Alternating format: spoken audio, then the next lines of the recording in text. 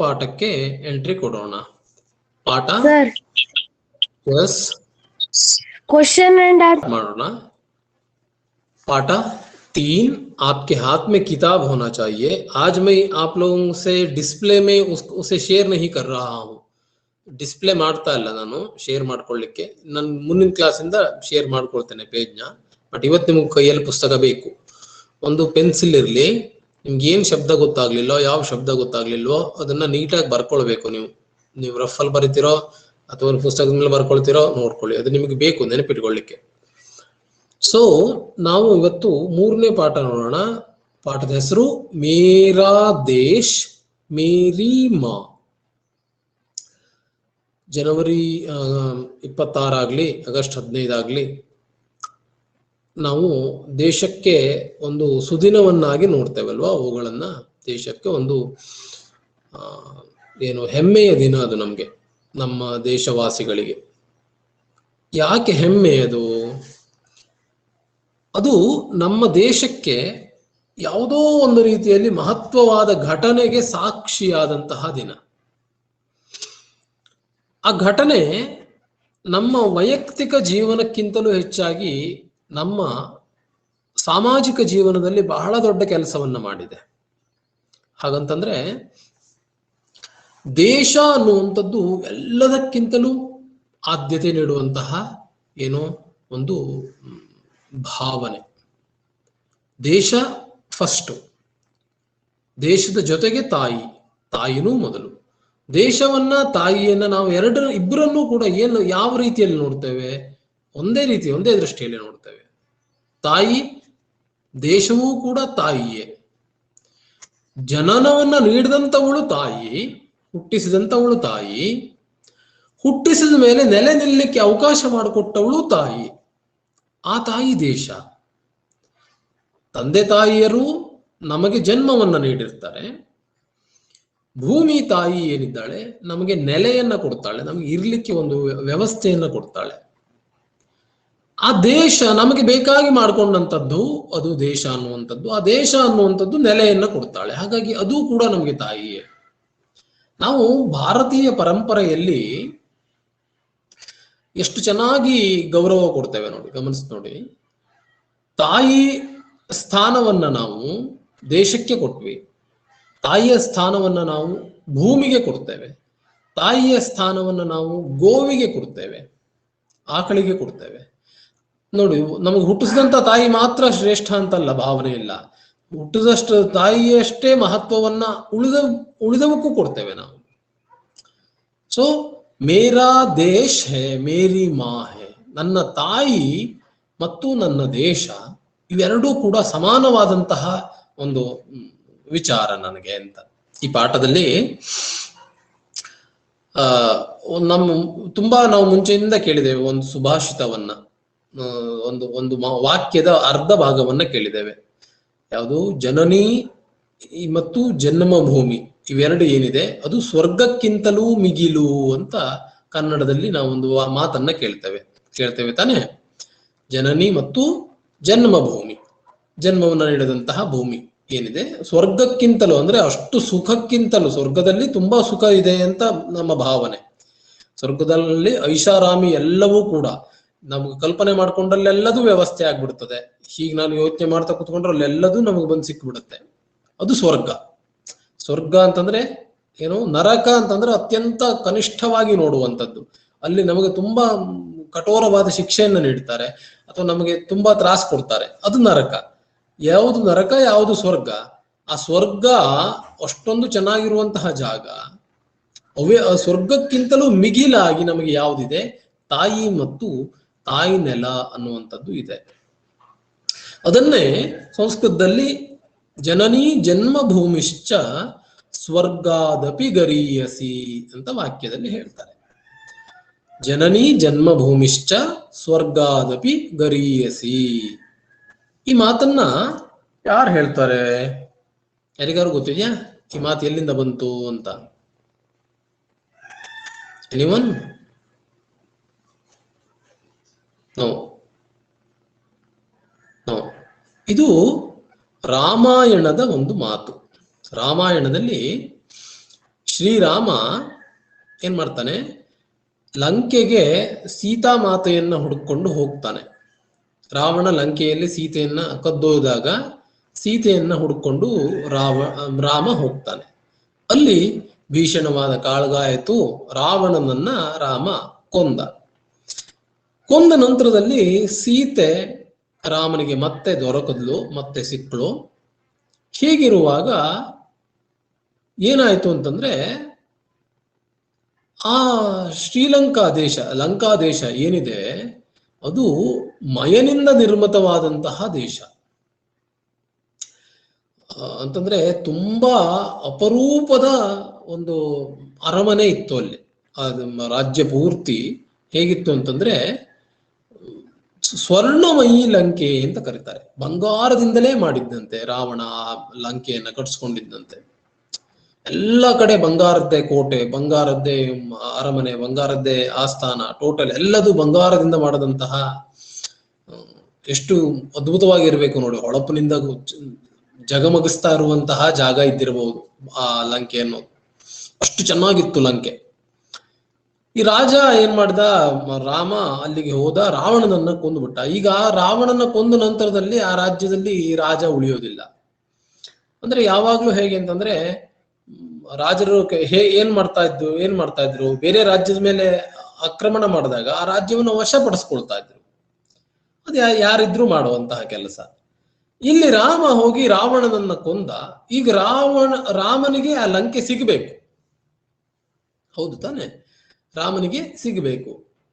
ಅಲ್ಲಿ ರಾಮನಿಗೆ ಪ್ರಶ್ನೆ ಮಾಡ್ತಾನೆ ಲಕ್ಷ್ಮಣ ರಾಮನ ಹತ್ರ ಹೇಳ್ತಾನೆ, ಅಣ್ಣ, ಇಷ್ಟು ಚೆನ್ನಾಗಿರುವಂತಹ ಸ್ವರ್ಣದಿಂದ ಕೂಡಿದಂತಹ ಲಂಕೆ, ಬಂಗಾರದ ಲಂಕೆ ಏನಿದೆ, ಲಂಕಾ ದೇಶ, ಇಲ್ಲೇ ನಾವು ಇದ್ದು ಬಿಡೋಣ, ಮತ್ ಯಾಕೆ ಸುಮ್ಮನೆ ಅಯೋಧ್ಯೆ ತನಕ ಹೋಗ್ಬೇಕು, ಇಷ್ಟು ಚೆನ್ನಾಗಿರುವಂತಹ ಜಾಗ ಅಂತ ಲಕ್ಷ್ಮಣ ರಾಮನ ಹತ್ರ ಪ್ರಶ್ನೆ ಮಾಡ್ತಾನೆ. ಆಗ ರಾಮ ಹೇಳ್ತಾನಂತೆ ಲಕ್ಷ್ಮಣನ ಹತ್ರ, ಅಪಿ ಸ್ವರ್ಣಮಯಿ ಲಂಕಾ, ಸ್ವರ್ಣದ್ದೇ ಆಗಿದೆ ಲಂಕೆ, ಆದರೆ ನಮೇ ರೋಚತೆ ಲಕ್ಷ್ಮಣ, ನನಗೆ ಈ ಲಂಕೆ ರುಚಿಸ್ತಾ ಇಲ್ಲ, ಖುಷಿ ಕೊಡ್ತಾ ಇಲ್ಲ. ಯಾಕೆ? ಜನನೀ ಜನ್ಮಭೂಮಿಶ್ಚ ಸ್ವರ್ಗಾದಪಿ ಗರೀಯಸಿ. ನನ್ನ ಹಾಗೂ ನನ್ನ ತಾಯಿ ನೆಲ ಏನಿದೆ ಅದು ಈ ಬಂಗಾರದ ಲಂಕೆಗಿಂತಲೂ ನನಗೆ ಶ್ರೇಷ್ಠವಾದಂಥದ್ದು. ಅದೇ ನನಗೆ ಬೇಕು, ಹೊರತಾಗಿ ಬಂಗಾರ ಇಲ್ಲದೇ ಇದ್ರೂ ತೊಂದರೆ ಇಲ್ಲ. ನಾನು ಹುಟ್ಟಿದ ಭೂಮಿ, ನನ್ನ ತಾಯಿ, ನಾನು ಅಲ್ಲೇ ಹೋಗಿ ಸೇರ್ತೇನೆ. ನೋಡಿ ಎಷ್ಟು ವಾಕ್ಯದಲ್ಲಿ ಎಷ್ಟು ಚೆನ್ನಾಗಿದೆ. ಲಕ್ಷ್ಮಣನಿಗೆ ಅನಿಸ್ತು ಒಂದು ಕ್ಷಣದಲ್ಲಿ, ಆದ್ರೆ ರಾಮನಿಗೆ ಅದು ಆ ರೀತಿಯಾದ ಭಾವನೆ ಇಲ್ಲ. ಏನ್ ಹೇಳ್ತಾನೆ, ನನಗೆ ಈ ಬಂಗಾರದ ಅರಮನೆ ಬೇಡಪ್ಪ, ಬೇಕಾಗಿದ್ದು ಯಾವುದು? ನನ್ನ ನೆಲ, ನಾನು ಜನಿಸಿದಂತಹ ಭೂಮಿ, ನನ್ನ ತಾಯಿ, ನಾನು ಅಲ್ಲಿಗೆ ಹೋಗ್ಬೇಕು. ಹೊರತಾಗಿ ಇದು ನನಗೆ ಕ್ಷಣಿಕ ಮಾತ್ರ. ಸೀತೆಯನ್ನ ಕರ್ಕೊಂಡು ಹೋಗ್ಲಿಕ್ಕೆ ಮಾತ್ರ ನಾನು ಇಲ್ಲಿವರೆಗೆ ಬಂದಿದ್ದೇನೆ, ಹೊರತಾಗಿ ಇಲ್ಲೇ ಇದ್ದು ಬಿಡ್ಲಿಕ್ಕೆ ಬರ್ಲಿಲ್ಲ. ಎಲ್ಲರಿಗೂ ಕೂಡ ಹಾಗೆ, ನಮ್ಗೆ ನಮ್ಮದು ಅಂತಂದ ತಕ್ಷಣ ಒಂದು ಹೆಮ್ಮೆ ಇರುತ್ತೆ. ನಾವು ಅಂತಂದ ತಕ್ಷಣ ನಮ್ಗೆ ಏನಾಗತ್ತೆ, ಒಂದು ಖುಷಿ. ನಾನು, ನಮ್ಮ ತಂದೆ ತಾಯಿ, ನಮ್ಮ ಕುಟುಂಬ, ನಮ್ಮ ಊರು, ನಮ್ಮ ಜಿಲ್ಲೆ, ನಮ್ಮ ರಾಜ್ಯ, ನಮ್ಮ ದೇಶ, ಒಂದು ನಾವು ಏನ್ ಮಾಡ್ತೇವೆ, ಸ್ಟೆಪ್ ಬೈ ಸ್ಟೆಪ್ ಏನ್ ದೊಡ್ಡ ಮಾಡ್ತಾ ಹೋಗ್ತೇವೆ ನಮ್ಮ ಇದನ್ನ. ಫಸ್ಟ್ ನಾನೇ ಸರ್ವಸ್ವ, ನನ್ಗೆ ಅಹಂಕಾರ ನಮ್ಮದು, ನಾನು, ನಂತರ ನನ್ನ ಅಪ್ಪ ಅಮ್ಮ, ನೆಕ್ಸ್ಟ್ ನನ್ನ ಅಂತ ಸೇರಿಸ್ಕೊಂಡು ಹೋಗುವಾಗ ನಾವು ಕೊನೆಯಲ್ಲಿ ಎಲ್ಲಿ ತಗೊಂಡೋಗಿ ನಿಲ್ಲಿಸ್ತೇವೆ? ನನ್ನ ಭೂಮಿ, ನನ್ನ ಜಾಗ, ನಾನು ಹುಟ್ಟಿದಂತಹ ಜಾಗ, ಅದೇ ತುಂಬಾ ಸಂತೋಷವನ್ನ ನೀಡುವಂತಹ ಜಾಗ. ನೀವು ಎಷ್ಟು ಸ್ವರ್ಗಕ್ಕೆ ಹೋಗಿರಿ, ಎಷ್ಟೇ ದಿವಸ ಬೇರೆ ಕಡೆ ಬದುಕಿ, ಆದ್ರೆ ನಮಗೆ ನಮ್ಮದು ಅಂದ ತಕ್ಷಣ ಅದರಲ್ಲೊಂದು ಖುಷಿ ಇರುತ್ತೆ, ನೆಮ್ಮದಿ ಇರುತ್ತೆ ಅಲ್ವಾ? ಸೊ ನನ್ನ ದೇಶ, ನನ್ನ ತಾಯಿ ಅನ್ನುವಂತಹ ಕಾನ್ಸೆಪ್ಟ್ ಈ ಪಾಠದಲ್ಲಿ ಇರೋದು. ಮೇರಾ ದೇಶ್ ಮೇರಿ ಮಾ. ಇಲ್ಲಿ ನೋಡಿ ಶಬ್ದವನ್ನ ನೋಡ್ಕೊಳ್ಳಿ. ಮೇರಾ ದೇಶ್, ಮೇರಿ ಮಾ. ಮೇರಾ ದೇಶ, ಮೇರಿ ಮಾ. ಹೆಂಗಪ್ಪ ಇದು? ಮೇರಾ, ಮೇರಿ, ಯಾರು? ಮೇರಾ, ಮೇರಿ. ದೇಶ ಅನ್ನುವಂತಹ ಶಬ್ದ ಪುಲ್ಲಿಂಗದಲ್ಲಿದೆ. ಓಕೆ, ಸೊ ಅಲ್ಲಿ ಮೇರಾ ಅಂತ ಬಂತು. ಮಾ ಅನ್ನುವಂತಹ ಶಬ್ದ ಸ್ತ್ರೀಲಿಂಗದಲ್ಲಿದೆ. ಹಾಗಾಗಿ ಅಲ್ಲಿ ಏನ್ ಬಂತು ಶಬ್ದ ಮೇರಿ ಅಂತ ಬಂತು. ಈ ಕಾರದಿಂದ ಅಂತ್ಯವಾಗುವಂತಹ ಶಬ್ದ ಏನಿದೆ ಸಾಮಾನ್ಯವಾಗಿ ನಮ್ಗೆ ಹಿಂದಿಯಲ್ಲಿ ಸ್ತ್ರೀಲಿಂಗದಲ್ಲಿ ಇರ್ತದೆ. ಆಕಾರದಲ್ಲಿ ಅಂತ್ಯವಾಗುವಂತಹ ಹಿಂದಿ ಶಬ್ದಗಳು ಏನಾಗುತ್ತೆ, ಅದು ಪುಲ್ಲಿಂಗದಲ್ಲಿ ಇರುತ್ತೆ. ಆಕಾರದಿಂದ ಕೊನೆಯಾಗುವಂತಹ ಸಂಸ್ಕೃತ ಶಬ್ದಗಳು ಹಿಂದಿಯಲ್ಲಿ ಇರ್ತದೆ, ಸಂಸ್ಕೃತ ಶಬ್ದಗಳು ಸ್ತ್ರೀಲಿಂಗದಲ್ಲಿ ಇರ್ತದೆ, ಹಿಂದಿ ಶಬ್ದಗಳು ಪುಲ್ಲಿಂಗದಲ್ಲಿ ಬಂದು ನಿಂತುಕೊಳ್ಳುತ್ತೆ. ಸೊ ಗಮನಿಸ್ ನೋಡಿ, ನಮಗೆ ಆಗಸ್ಟ್ 15 ತುಂಬಾ ಹತ್ತಿರದಲ್ಲಿದೆ. ಈ ಸನ್ನಿವೇಶದಲ್ಲಿ ದೇಶಕ್ಕಾಗಿ ತನ್ನ ಪ್ರಾಣವನ್ನ ತ್ಯಾಗ ಮಾಡಿದಂತಹ ಒಂದು ವೀರ ಪುರುಷನ ಕಥೆಯನ್ನ ಕೇಳಲಿಕ್ಕೆ ಅವಕಾಶ ಒದಗಿ ಬಂತು. 3ನೇ ಪಾಠ ಯಾವುದಿದು? ಮೇರಾ ದೇಶ್ ಮೇರಿ ಮಾ. ಈ ಪಾಠದಲ್ಲಿ ಒಬ್ಬ ಸೈನಿಕ ತನ್ನನ್ನ ದೇಶಕ್ಕಾಗಿ ಹೇಗೆ ಸಮರ್ಪಿಸಿಕೊಳ್ತಾನೆ, ಯಾವುದಕ್ಕೂ ಅಂಜದೆ ಎದೆಯೊಡ್ಡಿ ಶತ್ರುಗಳನ್ನ ಹೇಗೆ ಧ್ವಂಸ ಮಾಡ್ತಾನೆ ಅನ್ನುವಂಥದ್ದು ಪಾಠದಲ್ಲಿ ನಿಮಗೆ ಸಿಗುವಂತಹ ವಿಚಾರ. ನಾನೊಮ್ಮೆ ಓದ್ತೇನೆ ಪಾಠವನ್ನ, ಸ್ವಲ್ಪ ಗಮನಿಸ್ಕೊಳ್ಳಿ. ಹೊಸ ಶಬ್ದಗಳು ನಿಮಗೆ ಸಿಗ್ಬಹುದು ತುಂಬಾ. ಪಾಠವನ್ನ ಓದ್ಲಿಕ್ಕೆ ಚೆನ್ನಾಗಿ ಬರಬೇಕು, ಹಾಗಾಗಿ ಉಚ್ಚಾರಣೆಯನ್ನ ಸರಿಯಾಗಿ ಕೇಳಿಸ್ಕೊಳ್ಳಿ. सन 1965 की एक शाम हर तरफ शांति का वातावरण था. निदानಕ್ಕೆ ಓದ್ತೇನೆ, ಕೈಯಲ್ಲಿ ಪುಸ್ತಕ ಇರಲಿ, ನೋಡ್ಕೊಳ್ಳಿ. किसी तरह की कोई आशंका नहीं थी. तभी दुश्मनों ने भारत पर आक्रमण कर दिया. अचानक हुए इस हमले ने भारतीय सेना को चौंका दिया. छुट्टियां बिताने अपने घर गए सैनिकों को तुरंत वापस आने के संदेश भेजे गए. छुट्टियां बिता रहे भारतीय सेना के ही एक मेजर को जब सूचना मिली तो जाने की तैयारी कर उन्होंने मां के पैर छूकर प्रणाम किया. मां का ममत्व जाग उठा, आंखों में आंसू भर गए और उन्होंने बेटे को सीने से लगा लिया. मेजर का गला भी रूंध गया, पर तुरंत ही मातृभूमि का स्मरण हो आया. युद्ध भूमि को जाते हुए पुत्र के सिर पर हाथ रख आशीर्वाद देते हुए मां ने कहा, बेटे, इस समय राष्ट्र रक्षा ही प्रत्येक भारतीय का सबसे बड़ा कर्तव्य है. जाओ और दृढ़ता से अपने कर्तव्य का पालन करो. याद रहे, भारतीय परंपरा सीने पर गोली खाने की है, पीठ पर नहीं. युद्ध भीषण रूप से फैलता जा रहा था. इच्छोगिल नहर का मोर्चा भारतीय सेना के लिए चुनौती की दीवार बना खड़ा था. प्रश्न उठा, इस अभेद्य दीवार को तोड़ने की जिम्मेदारी कौन निभाएगा? कार्य आसान नहीं था. सीधे मौत के साथ जूझना था. पर वीर कभी मौत के भय से रुके हैं? तुरंत एक वीर ने इसका दायित्व स्वीकार कर लिया. ये गांव से आए हुए वही मेजर थे। मौत की परवाह किए बिना मेजर ने मोर्चा संभाल लिया। वे धीरे धीरे आगे बढ़ने लगे।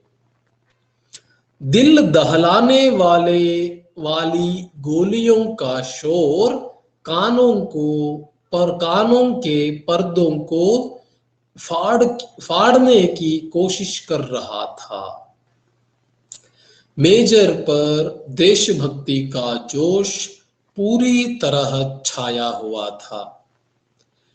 मौके का इंतजार किया जाए इतना समय भी नहीं था, इसलिए वे धड़ाधड़ गोलीबारी करते हुए दुश्मन के टैंकों को ध्वस्त करते आगे बढ़ रहे थे।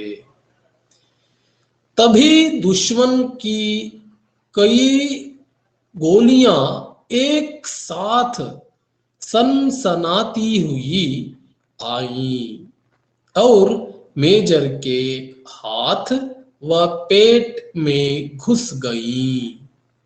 मगर भारतीय परंपरा सीने पर गोली खाने की है, पीठ पर नहीं। ये शब्द प्रेरणा दे रहे थे।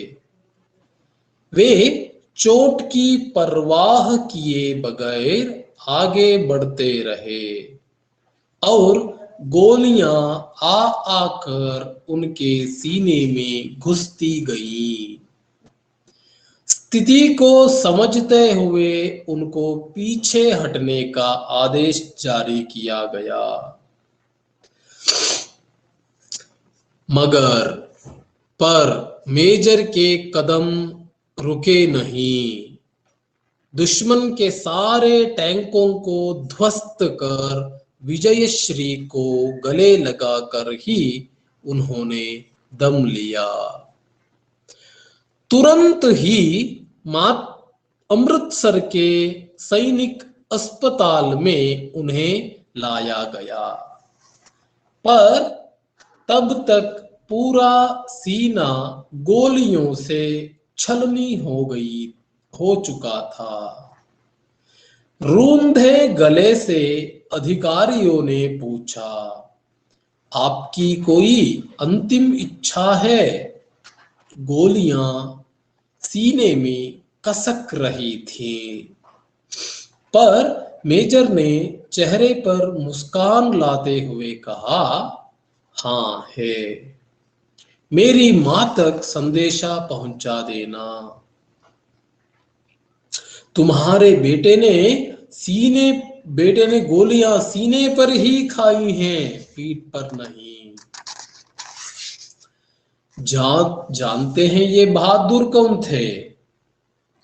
ये भारतीय सेना के अफसर मेजर आशाराम त्यागी थे, जिन्होंने मातृभूमि की रक्षा के लिए माँ के वचनों का पालन करते हुए अपनी मातृभूमि की रक्षा के लिए प्राणों की बाजी लगा दी। दीपक बुझ गया, उसकी अमर ज्योति युगों तक देशभक्तों को राह दिखाती रहेगी। ಚೆನ್ನಾಗಿ ಕೇಳಿಸ್ಕೊಂತಾ ಕೇಳಿದೆ ಎಲ್ರಿಗೂ? ಪಾಠ ನೋಡಿದ್ರಾ? ಸೊ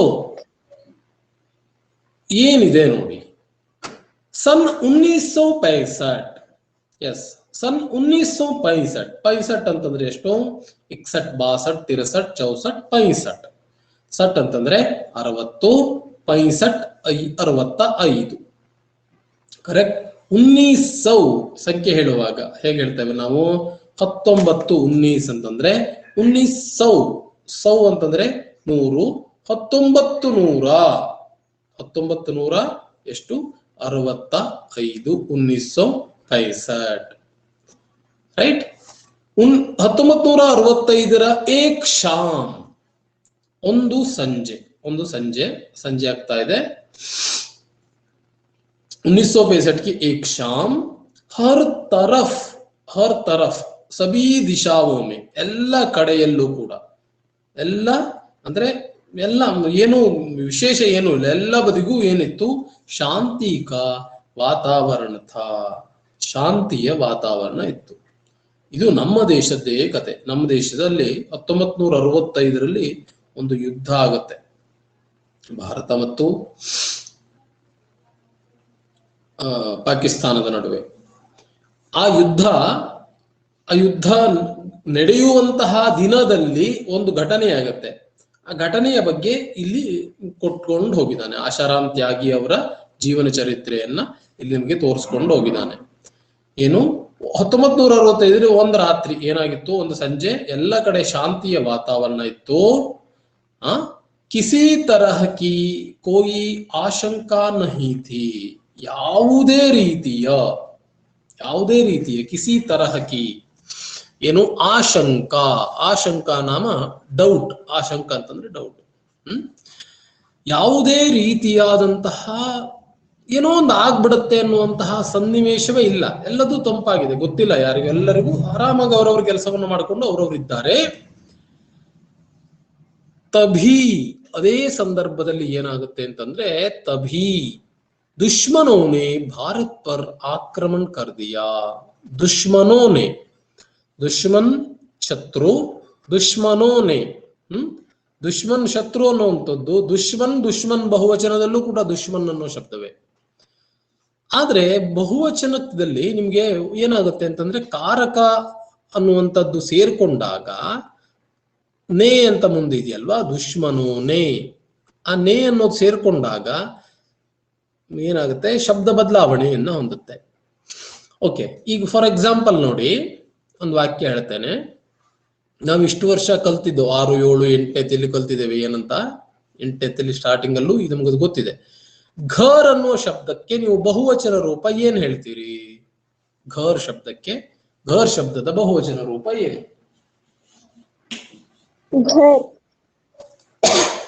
ಎಸ್, ಘರ್ ಶಬ್ದದ ಬಹುವಚನ ರೂಪ ಮಹಾಲಕ್ಷ್ಮಿ ಘರ್ ಅಂತಾನೆಯಾ?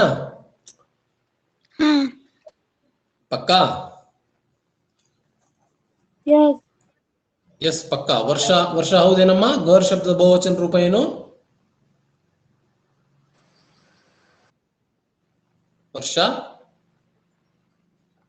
ವರ್ಷ ಪೀಕೆ. ಘರ್ ಶಬ್ದದ ಬಹುವಚನ ರೂಪ ಏನು? ಘರ್. ಸಂಜನಾ ಏನಮ್ಮ? ಸಂಜನಾ ಘರ್. ಪಕ್ಕ ಆಯ್ತು. ಸಂಜನಾ ಹೇಳು, ಫಲ್ ಶಬ್ದದ ಬಹುವಚನ ರೂಪ ಏನು? ಗೊತ್ತಿಲ್ಲ. ಫಲ್ ಒಳ್ಳೆ. ಫಲ್ಲೆ, ಲೇ ಮತ್ ಸೇರ್ಸ್ಬೇಕಾ? ಫಲ್ಲೆ ಅಂತ ಬರೀಬೇಕಾ? ಅಲ್ಲ. ಫಲ್ ಶಬ್ದ ಬಹುವಚನ ರೂಪ ಫಲ್. ಕರೆಕ್ಟ್.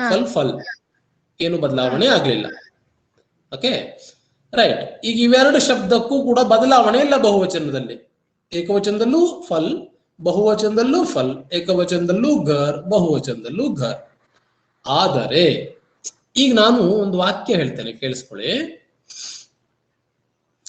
ಮೇರೆ ಗಾಂವ್ ಮೇ, ನನ್ನ ಊರಿನಲ್ಲಿ ಕಲ್ ಬಿಜ್ಲಿ ಗಯಿ ಥಿ, ನಿನ್ನೆ ಕರೆಂಟ್ ಹೋಯ್ತು. ನನ್ನ ಊರಿನಲ್ಲಿ ನಿನ್ನೆ ಕರೆಂಟ್ ಹೋಯ್ತು. ಮೇರೆ ಗಾಂವ್ಗೆ ಎಲ್ಲಿ ಹೋಯ್ತು ಕರೆಂಟು? ನನ್ನ ಊರಿನ ಎಲ್ಲರ ಮನೆಯಲ್ಲೂ ಕರೆಂಟ್ ಹೋಯ್ತು, ನಮ್ಮ ಮನೇಲಿ ಒಂದೇ ಅಲ್ಲ. ಹಾಗೆ ಹೇಳ್ಬೇಕಾದ್ರೆ ನಾನೊಂದು ವಾಕ್ಯ ಹೇಳ್ತೇನೆ ನೋಡಿ. ಮೇರೆ ಗಾಂವ್ಗೆ ಸಭಿ ಘರೋ ಮೇ ಕಲ್ ಬಿಜ್ಲಿ ನಹಿ ಥಿ. ವಾಕ್ಯ ಏನ್ ಹೇಳಿದೆ ಸರಿ ಕೇಳಿಸ್ಕೊಂಡ್ರಾ? ಮೇರೆ ಗಾಂವ್ಗೆ ಸಭಿ ಘರೋ ಮೇ, ಏನ್ ಹೇಳಿದ್ದೇನೆ? ಘರೋ ಮೇ ಅಂತ ಹೇಳಿದ್ದೇನೆ. ಮೇರೆ ಗಾಂವ್ಗೆ ಸಭಿ ಘರೋ ಮೇ ಕಲ್ ಬಿಜ್ಲಿ ನಹಿ ಥಿ. ನೀವು ಅರ್ಥ ಏನು? ನನ್ನ ಊರಿನ ಎಲ್ಲರ ಮನೆಯಲ್ಲೂ ಕೂಡ ಕರೆಂಟ್ ಇರಲಿಲ್ಲ ಅಂತ ನಾನು ಹೇಳಿದ್ದೇನೆ. ಆಯ್ತು. ಇನ್ನು ನನಗೆ ಹಣ್ಣುಗಳಲ್ಲಿ ಬಹಳಷ್ಟು ಹಣ್ಣು ಇದೆಯಲ್ಲ, ಅದರಲ್ಲಿ ಯಾವುದೋ ಒಂದು ಹಣ್ಣು ಇಷ್ಟ. ಹೇಳ ಅಂತ ನನಗೊಂದು ವಾಕ್ಯ ಮಾಡ್ಬೇಕು. ನಾನು ಅವಾಗ ಏನ್ ಮಾಡ್ತೇನೆ, ಮುಜೆ ಫಲೋ ಮೇ ಸೆ ಆಮ್ ಅತ್ಯಂತ ಪ್ರಿಯ ಹೇ. ಮುಜೆ ಫಲೋ ಮೇ ಸೆ ಫಲೋ ಮೇ ಸೆ ಆಮ್ ಅತ್ಯಂತ ಪ್ರಿಯ ಹೇ. ಹಣ್ಣುಗಳಲ್ಲಿ, ಫಲೋ ಮೇ ಸೆ ಹಣ್ಣುಗಳಲ್ಲಿ ಬಹುವಚನ ರೂಪ ಮಾಡ್ದೇನಂತಾನೆ. ಘರೋ ಮೇ ಮನೆಗಳಲ್ಲಿ, ಅಲ್ಲೂ ಬಹುವಚನ ರೂಪ ಮಾಡಿದೆ ತಾನೆ. ಏಕವಚನ ಬಹುವಚನ, ಏಕವಚನ ಬಹುವಚನದಲ್ಲಿ ಘರ್ ಅನ್ನೋ ಶಬ್ದ ಆಮೇಲೆ ಫಲ್ ಅನ್ನೋ ಶಬ್ದ ಎಲ್ಲ ಏನಾಗುತ್ತೆ, ಬದಲಾವಣೆಯನ್ನು ಹೊಂದೋದಿಲ್ಲ, ನಿಜವಾಗಿಯೂ ಹೊಂದೋದಿಲ್ಲ. ಆದರೆ ವಾಕ್ಯವನ್ನ ಮಾಡುವಾಗ ಮುಂದ್ಗಡೆ ಕಾರಕ ಅನ್ನುವಂಥದ್ದು ಬಂದಾಗ ಏನಾಗುತ್ತೆ ಕೇಳಿದ್ರೆ ಅದು ಬದಲಾವಣೆಯನ್ನ ಹೊಂದುತ್ತೆ. ದುಶ್ಮನ್ ಅನ್ನೋ ಶಬ್ದವು ಹಾಗೆ, ದುಶ್ಮನ್ ಅಂತಾನೆ ಬಹುವಚನ ರೂಪ. ಅಲ್ಲಾದ್ರೆ ಅದನ್ನ ಮುಂದೆ ನೋಡಿ, ಆ ವಾಕ್ಯ ನೋಡಿ, ದುಶ್ಮನೋ ನೇ ಅಂತ ಇದೆ. ದುಶ್ಮನೋ ನೇ ಅನ್ನುವುದಕ್ಕೆ ಮುಂದ್ಗಡೆ ನೇ ಅನ್ನುವಂಥದ್ದು ಇದೆ. ನೇ ಅನ್ನುವಂಥದ್ದು ಒಂದು ಕಾರಕ. ಸೊ ಆ ಕಾರಕ ಬಂದಾಗ ಎಲ್ಲ ಶಬ್ದವೂ ಬದಲಾವಣೆ ಆಗುತ್ತೆ. ಫಲ ಏಕವಚನ ಬಹುವಚನದಲ್ಲಿ ಬಹುವಚನ ರೂಪ ಬದಲಾವಣೆಯಾಗಿ ಬರುತ್ತೆ. ಫಲೋ ಮೇ, ಘರೋ ಮೇ, ದುಶ್ಮನೋ ನೇ. ಓಕೆ, ಈ ತರದಲ್ಲಿ ಕಾರಕ ಏನ್ ಕೆಲಸ ಮಾಡುತ್ತೆ ಅನ್ನೋದನ್ನು ಕಾರಕ ಪಾಠ ಮಾಡುವಾಗ ನೋಡೋಣ. ಸೊ ಎಲ್ಲ ಕಡೆಯಲ್ಲೂ ಕೂಡ ಶಾಂತಿಯ ಎಸ್ ಕಾರಕ ಅಂದ್ರೆ ಏನು? ಕಾರಕ ಅಂತಂದ್ರೆ ಕ್ರಿಯೆಯನ್ನ ಸೂಚಿಸುವಂಥದ್ದು. ಫಾರ್ ಎಕ್ಸಾಂಪಲ್, ರಾಮ ಅನ್ನುವ ಶಬ್ದ ಇದೆ. ರಾಮ ನಾವು ಕನ್ನಡದಲ್ಲಿ ಮಾಡ್ತೇವೆ. ಪ್ರಥಮ ಉ, ದ್ವಿತೀಯ ಅನ್ನು, ತೃತೀಯ ಇಂದ, ಚತುರ್ಥಿ ಗೆ, ಇಗೆ ಮಾಡ್ತೇವೆ ತಾನೆ. ಪ್ರಥಮ ಉ ರಾಮ ಪ್ಲಸ್ ಉ ರಾಮ ಪ್ಲಸ್ ಅನ್ನು ರಾಮ ಪ್ಲಸ್ ಇಂದ ಏನಾಗುತ್ತೆ ಶಬ್ದ? ರಾಮ ಪ್ಲಸ್ ಉ ರಾಮನು, ರಾಮ ಪ್ಲಸ್ ಅನ್ನು ರಾಮನನ್ನು, ರಾಮ ಪ್ಲಸ್ ಇಂದ ರಾಮನಿಂದ. ಇವು ಈ ಉ ಅನ್ನು ಇಂದ ಇದೆಯಲ್ವಾ, ಅದು ಕಾರಕ. ಇದು ಕಾರಕ ಅಲ್ವಾ? ಅದೇ ಹಿಂದಿಯಲ್ಲಿ ಬೇರೆದ್ ಬರುತ್ತೆ. ಕರ್ತಾನೆ, ಕರ್ಮಕೋ, ಕರಣಸೆ, ಇದು ಹಿಂದಿಯಲ್ಲಿ ಕಾರಕ. ನೇ, ಕೋ, ಸೆ, ಕಾಕೆ, ಕಿ ಷಷ್ಠಿಯಲ್ಲಿ. ಹೀಗೆ ಮೇ, ಪರ್ ಹಿಂದಿಯಲ್ಲೂ ಕೂಡ ಕಾರಕ ಬರುತ್ತೆ. ಆ ಕಾರಕವನ್ನು ಪಾಠ ಮಾಡುವಾಗ ಸ್ವಲ್ಪ ಜಾಸ್ತಿ ಚೆನ್ನಾಗಿ ಹೇಳ್ತೇನೆ. ಕ್ರಿಯೆಯನ್ನ ಸೂಚಿಸುವಂತದ್ದು ಕಾರಕ. ಕ್ಲಿಯರ್? ಏನೋ ಸ್ವಲ್ಪ ಅರ್ಥ ಆಯ್ತಾ? ಪೂರ್ತಿ ಅರ್ಥ ಆಗೋದು ಕಷ್ಟ, ಅದು ಕಾರಕ ಪಾಠ ಆದ್ಮೇಲೆ ಗೊತ್ತಾಗುತ್ತೆ. सो अल्ली दुश्मनों ने क्या किया? भारत पर आक्रमण कर दिया। कब आक्रमण किया दुश्मनों ने भारत पर? 1965 के एक शाम को दुश्मनों ने भारत पर आक्रमण कर दिया। तो अचानक हुए इस हमले ने, यह हमला इस शब्द का अर्थ है आक्रमण। अच्छा, हमला ಅಂತಂದ್ರೆ ಆಕ್ರಮಣ ಅಂತ ಅರ್ಥ. ಅಚಾನಕ್ ಅಂತಂದ್ರೆ ಒಮ್ಮಿಂದೊಮ್ಮೆಲೆ, ಗೊತ್ತಿಲ್ಲದೆ, ಗೊತ್ತಾಗದೆ, ಯಾರಿಗೂ ಗೊತ್ತೇ ಇಲ್ಲ ಆಕ್ರಮಣ ಆಗ್ತಾ ಇದೆ, ದುಶ್ಮನರು ನಮ್ಮ ಮೇಲೆ ಯುದ್ಧವನ್ನು ಮಾಡಲಿಕ್ಕೆ ಹೊರಟಿದ್ದಾರೆ ಅನ್ನೋದು, ಅಟ್ಯಾಕ್ ಆಗಿದೆ ಅನ್ನೋದು. ಅಚಾನಕ್ ಹುವೆ ಇಸ್ ಹಮ್ಲೆನೆ ಭಾರತೀಯ ಸೇನಾಕೋ ಚೌಂಕಾ ದಿಯಾ. ಈ ಆಕ್ರಮಣ ಅನ್ನುವಂಥದ್ದು ಏನಾಯ್ತು? ಭಾರತೀಯ ಸೇನಾಕೋ, ಭಾರತೀಯ ಸೇನೆಗೆ ಏನ್ ಮಾಡ್ತು? ಚೌಂಕಾದಿಯ. ಚೌಂಕಾದೇನ ಅಂತಂದ್ರೆ ಆಶ್ಚರ್ಯಚಕಿತರನ್ನಾಗಿ ಮಾಡೋದು. ಭಾರತೀಯ ಸೇನೆಗೆ ಗೊತ್ತೇ ಇಲ್ಲ, ಅಂದಾಜೇ ಇಲ್ಲ, ಇವ್ರು ನಮ್ಮ ಮೇಲೆ ಪಾಕಿಸ್ತಾನಿ ಸೈನಿಕರು ಏನ್ ಮಾಡ್ತಾರೆ, ಯುದ್ಧವನ್ನು ಘೋಷಣೆ ಮಾಡ್ತಾರೆ ಅನ್ನೋದು ಭಾರತದವ್ರಿಗೆ ಗೊತ್ತೇ ಇರಲಿಲ್ಲ. ಇವರು ಯುದ್ಧ ಆಗುವಂತಹ ಒಂದು ಸಂಭಾವನೀಯತೆ ಕೂಡ ಅವ್ರಿಗಿಲ್ಲ. ಆ ಸಂದರ್ಭದಲ್ಲಿ ಯುದ್ಧ ಅನ್ನುವಂಥದ್ದು ಅವರು ಆಕ್ರಮಣ ಮಾಡಿಬಿಟ್ರು, ನಮ್ಮ ಮೇಲೆ ಅಟ್ಯಾಕ್ ಮಾಡೇ ಬಿಟ್ರು ಪಾಕಿಸ್ತಾನದವರು. ಸೊ ಅವರು ಪ್ಲಾನ್ ಮಾಡ್ಕೊಂಡು ಅಟ್ಯಾಕ್ ಮಾಡಿದ್ದಾರೆ. ನಮ್ಮ ಹತ್ರಕ್ಕೆ ಪ್ಲಾನೇ ಇಲ್ಲ, ನಾವು ಅದನ್ನು ಎದುರಿಸಬೇಕು ಅನ್ನೋದು, ಹೇಗೆ ಎದುರಿಸಬೇಕು ಅನ್ನೋದು. ಹೀಗಿರುವಾಗ ಭಾರತೀಯ ಸೈನ್ಯ ಅನ್ನೋದು ತುಂಬಾ ಆಶ್ಚರ್ಯಚಕಿತನಾಯ್ತು, ಹೇಗಪ್ಪ ಯುದ್ಧಕ್ಕೆ ಶುರು ಮಾಡಿದ್ರು ಇವರು ಅಂತ. ಇಲ್ಲಿ ಇಷ್ಟೊತ್ತಿಗೆ ಏನಾಗಿತ್ತು ಅಂತಂದ್ರೆ, ಇದು ಒಂದು ಘಟನೆಯ ಹಿನ್ನೆಲೆ. ಯುದ್ಧ ಶುರುವಾಯ್ತು ಅಂತ ಇಲ್ಲಿ ಹೇಳ್ಕೊಂಡ. ಚುಟ್ಟಿಯಾ ಬಿತಾನೆ, ಚುಟ್ಟಿಯಾ ಶಬ್ದ ನೋಡಿ, ಚುಟ್ಟಿಯಾ. ಚುಟ್ಟಿ ಅಂತಂದ್ರೆ ಏನು? ಚುಟ್ಟಿ ಅಂತಂದ್ರೆ ರಜೆ ಅಂತ ಅರ್ಥ. ಹಾ, ಚುಟ್ಟಿ ಅದೇ ರಜೆ, ವಿರಾಮ ಪತ್ರ ಅಂತ ಹೇಳಬೇಕು, ಚುಟ್ಟಿ ಪತ್ರ ಅಂತ ಹೇಳೋದು ಅಲ್ವಾ. ಚಿಟ್ಟಿ ಅಂತಂದ್ರೆ ಏನು ಹಾಗಾದ್ರೆ? ಚುಟ್ಟಿ ಸರಿ, ಚಿಟ್ಟಿ ಅಂತಂದ್ರೆ ಏನು? ಚಿಟ್ಟಿ ಅಂತಂದ್ರೆ ಏನು? Letter, correct. ಚಿಟ್ಟಿ, ಚುಟ್ಟಿ ಅಂದ್ರೆ ರಜೆ, ಚಿಟ್ಟಿ ಅಂತಂದ್ರೆ ಲೆಟರ್. ಓಕೆ, ಸೊ ಚುಟ್ಟಿ ಶಬ್ದ ನೋಡ್ಕೊಳ್ಳಿ ಸರಿಯಾಗಿ. ಇಲ್ಲಿ ದೀರ್ಘ ಈ ಇದೆ ಅಲ್ವಾ, ಚುಟ್ಟಿ. ಸೊ ಇದು ಏಕವಚನದಲ್ಲಿದೆ, ಏಕವಚನದಲ್ಲಿದೆ ಚುಟ್ಟಿ ಅನ್ನೋದು. ಒಂದು ಅಂತ ಅರ್ಥ. ಚುಟ್ಟಿ ಅಂದ್ರೆ ರಜೆ, ಒಂದು ರಜೆ, ಒಂದು ದಿನದ ರಜೆ. ಈಗ 2-3-4 ದಿವಸದ ರಜೆ ಅಂತ ಹೇಳ್ಬೇಕು. ಹಾಗೆ ಹೇಳುವಾಗ ಏನ್ ಮಾಡ್ತಾರೆ? ಚುಟ್ಟಿಯಾ ಅಂತ ಮಾಡ್ತಾರೆ. ಎಲ್ಲಿ ಈ ಇದ್ದಿದ್ದು ದೀರ್ಘ ಇದ್ದಿದ್ದು ರಸ್ವ ಞ ಅನ್ನೋದು ಸೇರ್ಕೊಳ್ಳುತ್ತೆ. ಚುಟ್ಟಿ, ಚುಟ್ ಪ್ಲಸ್ ಞ, ಚುಟ್ಟಿಯ. ರಸ್ವ ಈ ನೋಡಿ ಅಲ್ಲಿ ಹೇಗಿದೆ ಅಂತ, ಚುಟ್ಟಿಯ ಅಂತ ಇದೆ. ಆದ್ರೆ ಏಕವಚನದಲ್ಲಿ ಬರೆಯುವಾಗ ದೀರ್ಘ ಈ ಬರಿತೇವೆ, ಬಹುವಚನ ಮಾಡುವಾಗ ರಸ್ವ ಈ ಮಾಡಿಕೊಂಡು ಞ ಸೇರ್ತೇವೆ, ಚುಟ್ಟಿಯ ಅಂತ ಆಗತ್ತೆ. ಚುಟ್ಟಿಯ ಇದು ಸ್ತ್ರೀಲಿಂಗ ಶಬ್ದ, ಚುಟ್ಟಿ ಶಬ್ದ, ಹಾಗಾಗಿ ಚುಟ್ಟಿಯ ಅಂತ ಆಯ್ತು.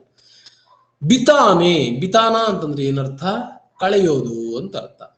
ರಜೆಯನ್ನ ಕಳಿಲಿಕ್ಕಾಗಿ ಘರ್ ಗಯೇ, ಮನೆಗೆ ಹೋದಂತಹ ಸೈನಿಕೋಂಕೋ, ಸೈನಿಕರಿಗೆ ತುರಂತ್ ವಾಪಸ್ ಆನೆ ಕಾ ಸಂದೇಶ್ ಬೇಜೆ ಗಯೇ. ತುರಂತ್, ಬೇಗನೆ ವಾಪಸ್ ಸೈನ್ಯಕ್ಕೆ ಬಂದು ಸೇರ್ಕೊಳ್ಳುವಂತಹ ಸಂದೇಶ್, ಆದೇಶವು, ಸುದ್ದಿಯು ಅವರಿಗೆ ನೀಡಲ್ಪಡ್ತು. ಸೈನಿಕರು ನಮ್ಮ ದೇಶವನ್ನ ಕಾಯ್ತಾ ಇರ್ತಾರಲ್ವಾ, ಅವರಿಗೆ ನಮ್ಮಂಗೆ ಶನಿವಾರ ಆಯ್ತವಾರ ರಜೆ ಕೊಟ್ಬಿಡ್ತಾರ? ಅಥವಾ ಶನಿವಾರ ಅರ್ಧ ದಿನ, ಆಯ್ತವಾರ ಫುಲ್ ಡೇ ರಜೆ, ಮಜಾ ಮಾಡ್ರಪ್ಪ ಸೈನಿಕರು ನೀವು ಅಂತ ಕಳಿಸ್ಬಿಡ್ತಾರ? ಇಲ್ಲ, ಸೈನಿಕರಿಗೆ ಆ ತರದಲ್ಲಿ ಅವಕಾಶವೇ ಇಲ್ಲ. ಅವರಿಗೆ ವರ್ಷದಲ್ಲಿ ಒಮ್ಮೆನೋ ಅಥವಾ 2 ವರ್ಷಕ್ಕೊಮ್ಮೆನೋ ಆ ರೀತಿಯಾಗಿ ರಜೆಯನ್ನ ಕೊಡ್ತಾರೆ. 15 ದಿವಸ, 1 ತಿಂಗಳು, ಹೀಗೆಲ್ಲ ಅವ್ರು ರಜೆ ತಗೊಂಡು ಬರ್ತಾರೆ. ಅಷ್ಟು ದಿವಸ ಅವರು ಡ್ಯೂಟಿಯಲ್ಲಿ ಇರೋದಿಲ್ಲ, ಮನೆಗೆ ಬರಬಹುದು, ಅವಕಾಶ ಸಿಗತ್ತೆ. ಇನ್ನೇನಾದ್ರೂ ಸಮಸ್ಯೆ ಮನೆಯಲ್ಲಾದ್ರೆ ಅವರು ರಿಕ್ವೆಸ್ಟ್ ರಜೆಯನ್ನ ತೆಗೆದುಕೊಂಡು ಬರ್ತಾರೆ. ಆದ್ರೆ ಅವರು ಆ ತರದಲ್ಲಿ ವಾರದಲ್ಲಿ 1 ದಿವಸ, 4 ದಿವಸಕ್ಕೆ 1 ದಿವಸ ಹೀಗೆಲ್ಲ ರಜೆ ಇಲ್ಲ. ಚೌತಿ ಹಬ್ಬ, ಯಾವ ಹಬ್ಬ, ಎಂತ ಹಬ್ಬವೂ ಇಲ್ಲ ಅವರಿಗೆ. ಎಲ್ಲವೂ ಕೂಡ ಒಂದೇ. ಎಲ್ಲ ದಿನವೂ ಕೂಡ ನಮ್ಮನ್ನ ರಕ್ಷಿಸಬೇಕು ಅಂತಾನೆ ಅವ್ರು ಬಾರ್ಡರ್ ಕಾಯ್ತಾ ಇರ್ತಾರೆ, ನಮ್ಮನ್ನ ಕಾಯ್ಬೇಕು ಅಂತ. ಅವ್ರು ರಜೆ ತಗೊಂಡ್ಬಿಟ್ಟಿದ್ರೆ ಯಾವತ್ತೂ ನಮ್ಮ ಮೇಲೆ ಆಕ್ರಮಣ ಆಗ್ತಾನೆ ಇರುತ್ತೆ. ಸೊ ಏನು ರಜೆಯೇ ಇರೋದಿಲ್ಲ. ರಜೆಗೆ ಕೆಲವೊಂದಷ್ಟು ಜನ ಅಪರೂಪಕ್ಕೆ ರಜೆ ಹಾಕಿ ವರ್ಷದಲ್ಲಿ ಎಲ್ಲೋ 15 ದಿವಸ ಮನೆಗೆ ಬಂದು ತನ್ನ ಕುಟುಂಬದ ಜೊತೆಗೆ ಇರಬೇಕು ಅಂತ ಮನೆಗೆ ಬಂದಿರ್ತಾರೆ ಎಷ್ಟೆಷ್ಟೋ ಜನ ಸೈನಿಕರು. ಸೊ ಅಂತಹ ಸೈನಿಕರಿಗೆ ವಾಪಸ್ ಬನ್ನಿ, ಜಾಯಿನ್ ಆಗಿ, ನಮ್ಮ ಮೇಲೆ ಆಕ್ರಮಣ ಆಗಿದೆ, ನಮ್ಮ ದೇಶದ ಮೇಲೆ ಆಕ್ರಮಣ ಆಗಿದೆ, ಬನ್ನಿ, ಮತ್ತು ಯುದ್ಧ ಘೋಷಣೆ ಆಗಿದೆ, ನಾವು ಯುದ್ಧ ಮಾಡಬೇಕು ಅಂತ ರಜೆಗೆ ಬಂದು ಎಲ್ಲ ಸೈನಿಕರಿಗೂ ಕೂಡ ವಾಪಸ್ ಬರುವಂತಹ ಒಂದು ಆದೇಶ ಜಾರಿಗೊಳಿಸಲ್ಪಡ್ತು. ಯಾವತ್ತು?